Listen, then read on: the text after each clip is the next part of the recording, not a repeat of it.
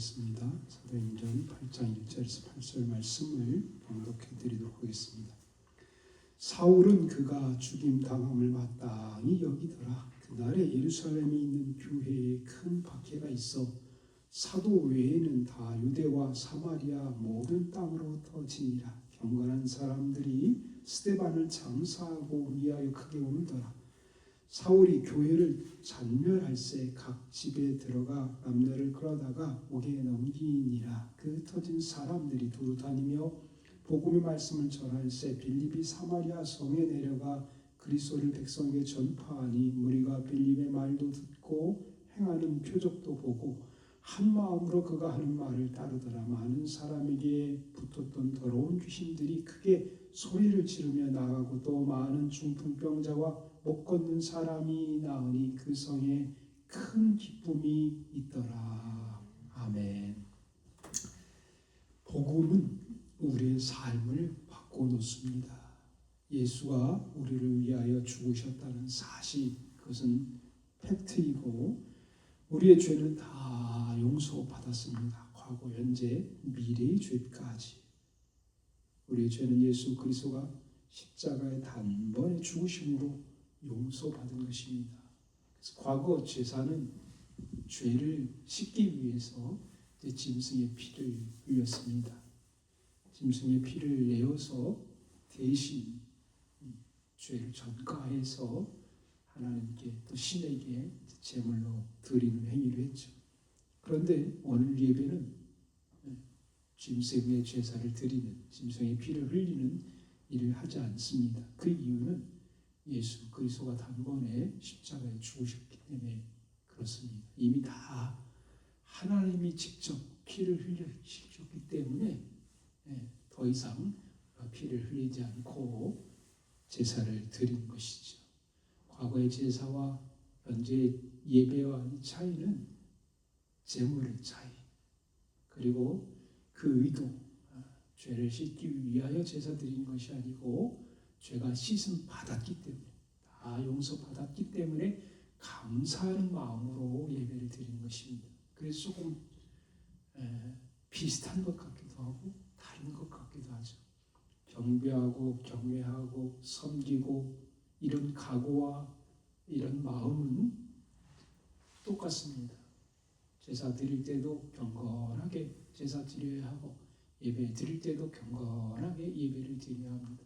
그리고 신이 기뻐하게, 하나님이 기뻐하게 해야 하는 똑같은 목적과 똑같은 마음 자세지만 형식이 완전히 바뀐 형태로 변화된 것을 볼 수가 있어요. 그 이유는 하나님이신, 신이신 예수 그리스도가 이 땅에 오셔서 십자가에 못 박혀 죽음으로 우리 죄가 다 용서받았기 때문에 그렇습니다. 이미 다 용서받았기 때문에 우리가 예배 드릴 때에는 순간순간 짓는 일시적인 죄들, 원죄가 아니고 일시적인 자범죄들에 대해서만 우리가 용서를 구하고 하나님께 나아가는 것이죠.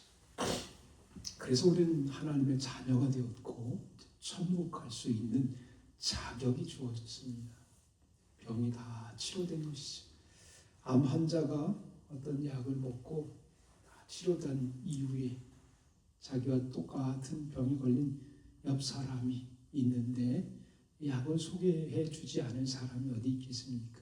내가 그 약 먹었더니 잘났다, 치료됐다, 그 얘기를 전해줘야 되죠. 만약 전하지 않는다면 그는 간접적으로 살인하는 것입니다. 복음 전하는 일도 마찬가지입니다. 내가 내 죄 다 용서받았고 하나님 안에 소망을 가졌고 하나님 안에서 우리가 희망과 꿈을 갖고 천국 가게 되었는데 옆 사람에게 똑같은 병에 걸린 옆 사람에게 약을 소개해 주지 않는다면 그것은 간접적인 사례를 방임하는 일을 하는 것이다. 그래서 복음을 전하는 것은 우리가 마땅히 해야 될 일이다. 저 멀리까지 가서 복음 전할 수 없지만 가까이 있는 사람들이 기회 되는 대로 가족, 이웃, 가 있는 사람들에게 복음을 전해야 되는 것입니다. 말로 전할 수도 있고, 또 섬김으로 전할 수도 있고, 또 전도지를 줌으로 전할 수 있죠.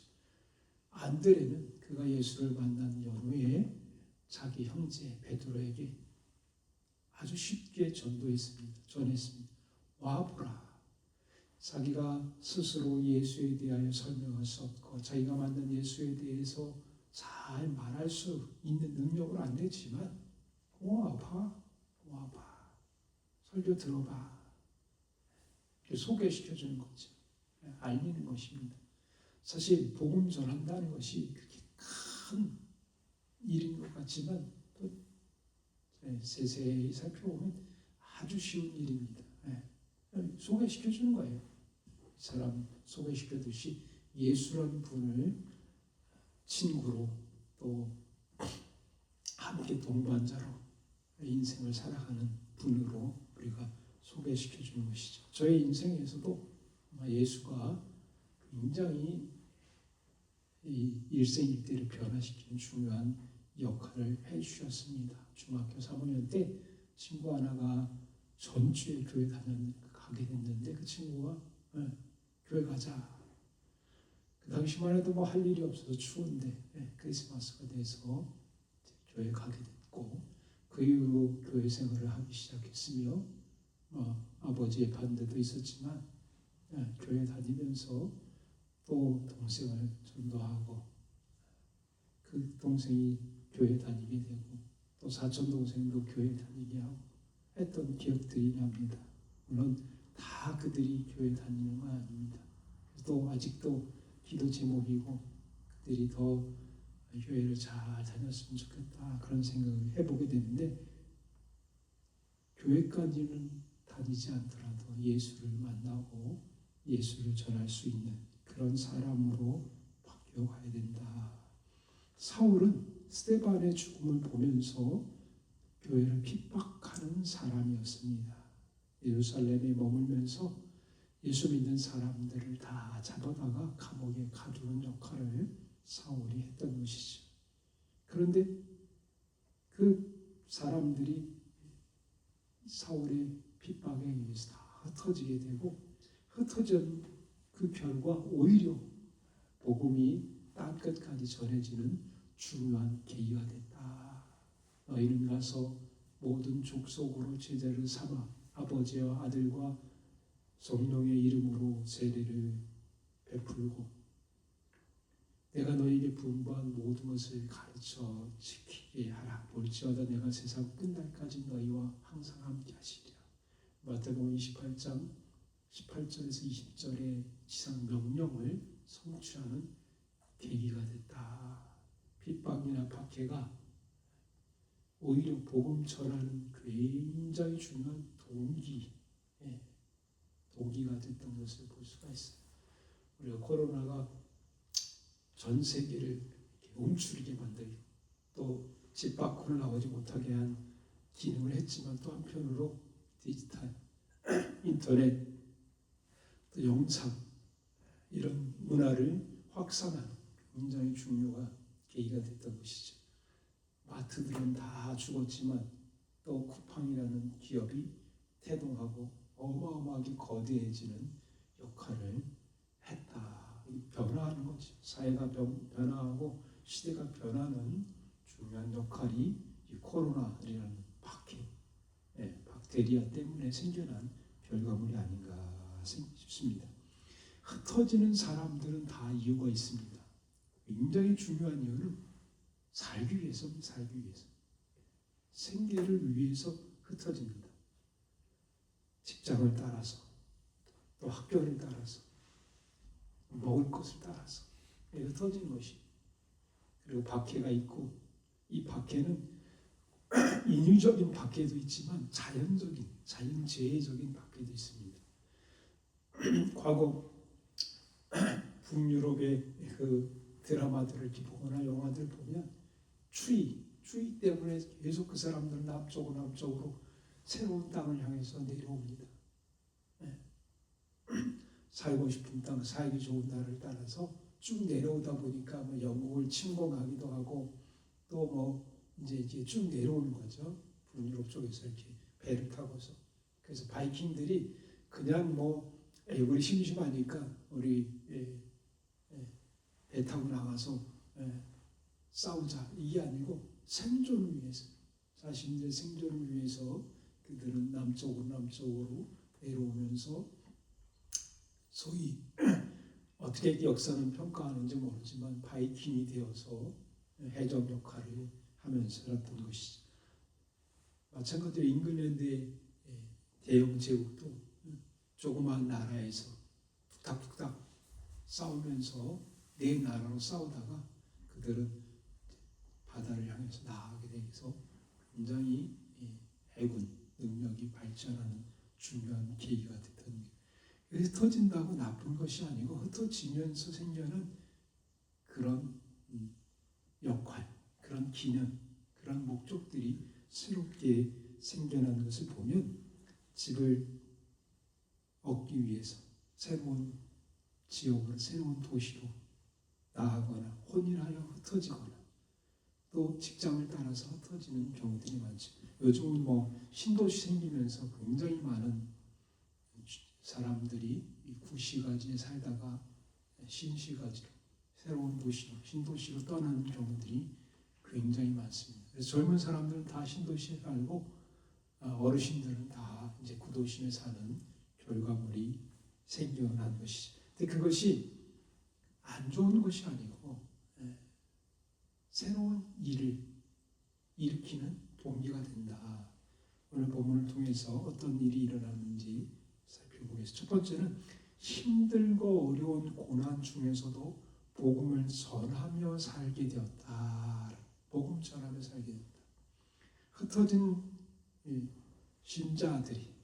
신자들이 가는 곳곳마다 복음을 전하기 시작했어요. 그리고 하나님의 역사를 행하기 시작했어요.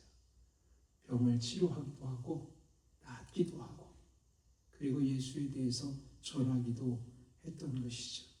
고난과 두려움이 많았습니다. 생존이 어려웠어요. 야, 오늘날만 먹고 살기 힘들었냐? 아니, 그 당시에는 훨씬 더 먹고 살기 힘들었죠. 훨씬 더 먹고 살기 힘들었어요. 훨씬 더 없었어요. 2000년 전인데 얼마나 뭐 좋은 직업이 있었겠습니까? 그냥 간의 수공업, 뭐 가방을 만든다든지 뭐 이런 것들도 없었을 거예요. 수공업도 이제 그 이후로 생겨나기 시작했어요. 겨우 뭐 양을 치거나 조그만 뭐 논밭에서 농사일을 하거나 하는 정도 생활을 했을 것으로 여겨집니다.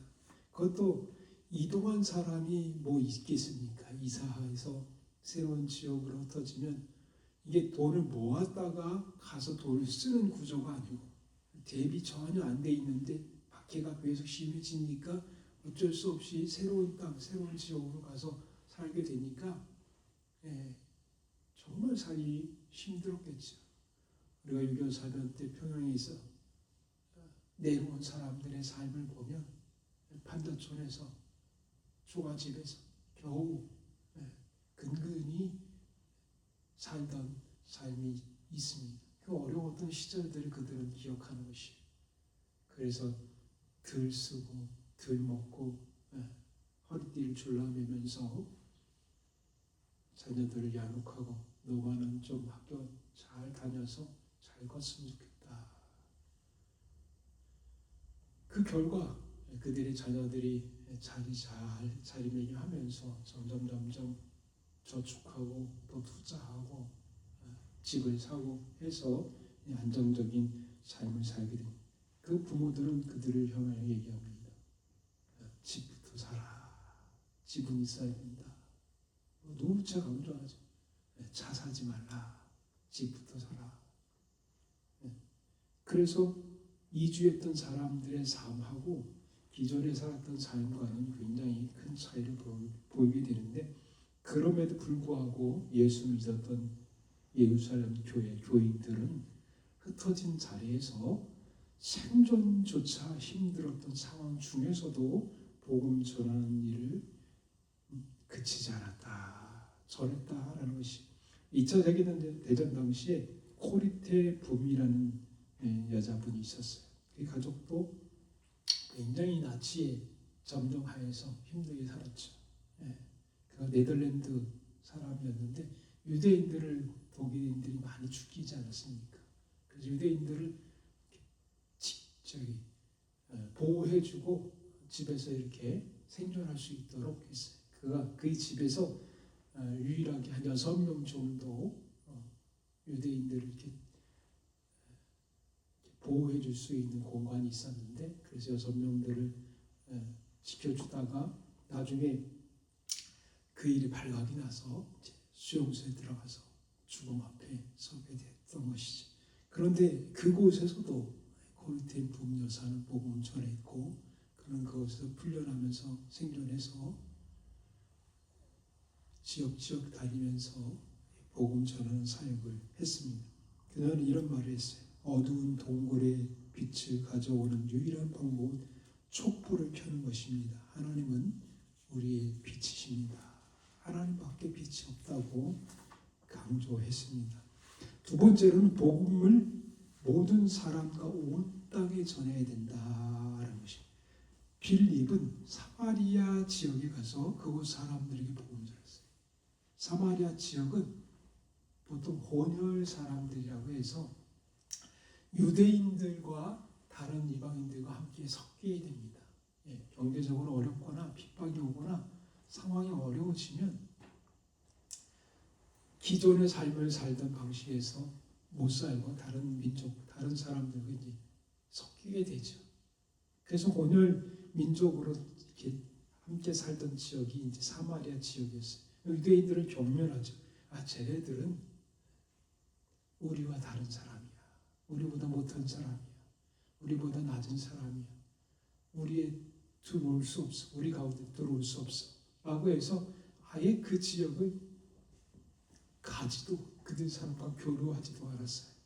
그래서 예수님이 사마리아 지역에 갔다. 그리고 예수님의 예화 중에 사마리아 사람의 비유, 이런 비유들이 나오는 것. 이유는 너희들이 경멸하고 조롱하는 사람들이 하나님을 더 잘 섬기고 하나님 말씀을 잘 따랐다.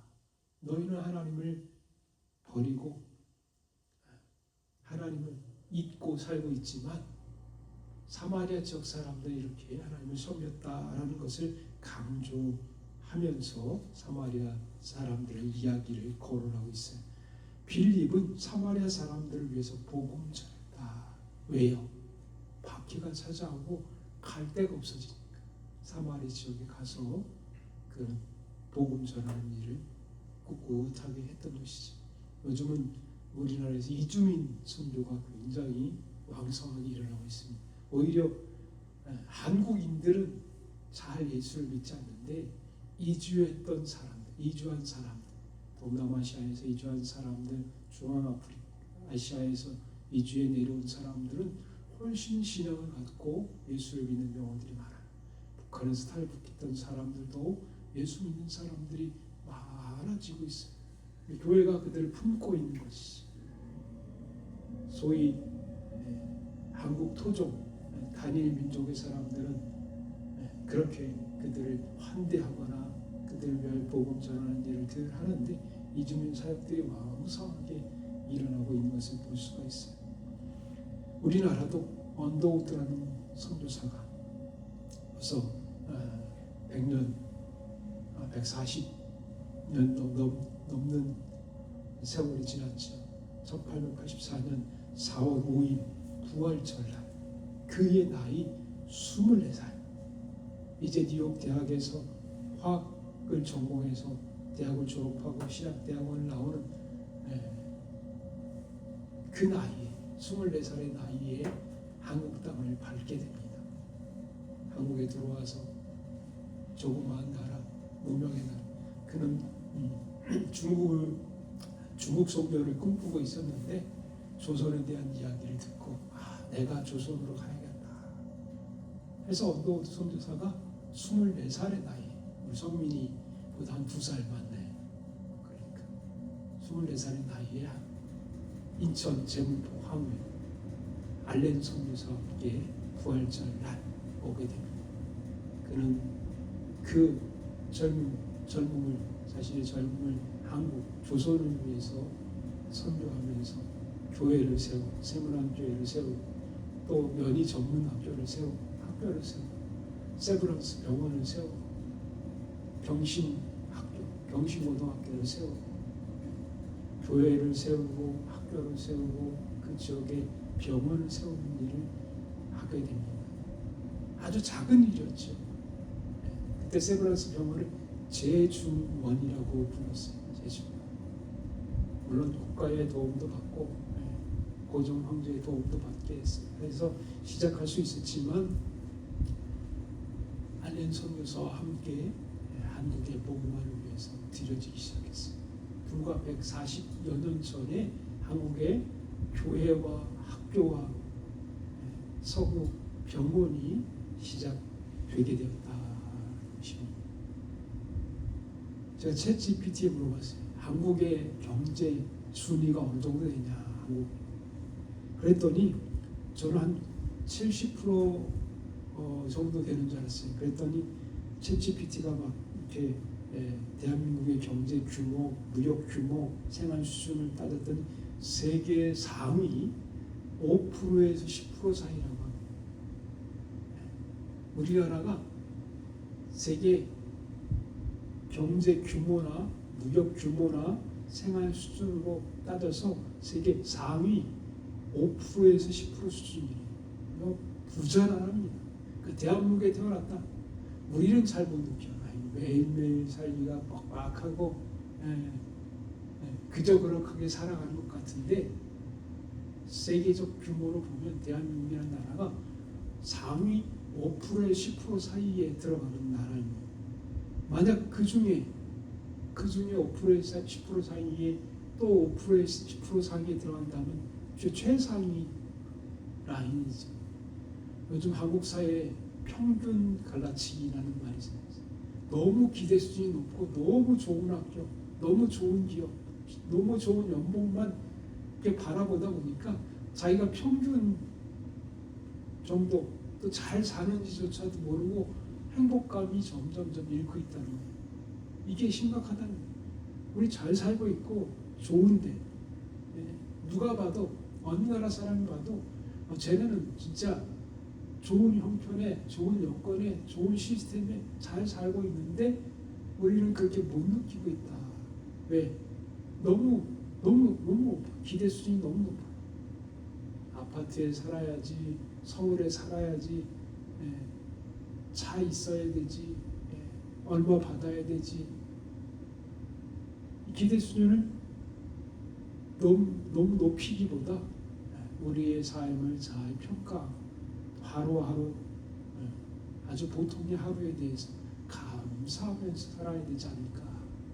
계엄 사건이 있고 나서 저는 아주 보통의 하루를 보내는 것이 얼마나 행복한 삶인지, 그게 얼마나 귀중한 건지 점점 더 느끼는 것 같아요.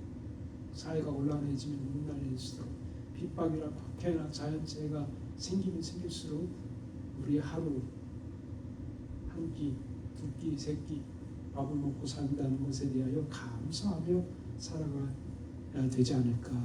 복음 전하는 일을 원도우드 선교사가 했던 것처럼 우리 성민이도 이제 태국에 가서 복음 전하는 일을 1월 13일부터 25일까지 한다고 합니다.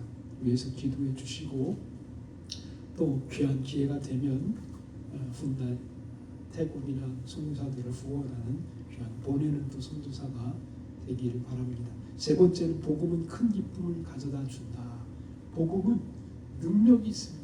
복음은 힘이 있어요. 복음은 바꿀 수 있어요. 치료할 수 있어요. 복음은 새롭게 만들 수 있어요. 소망을 가져다 줄 수 있어요. 왜?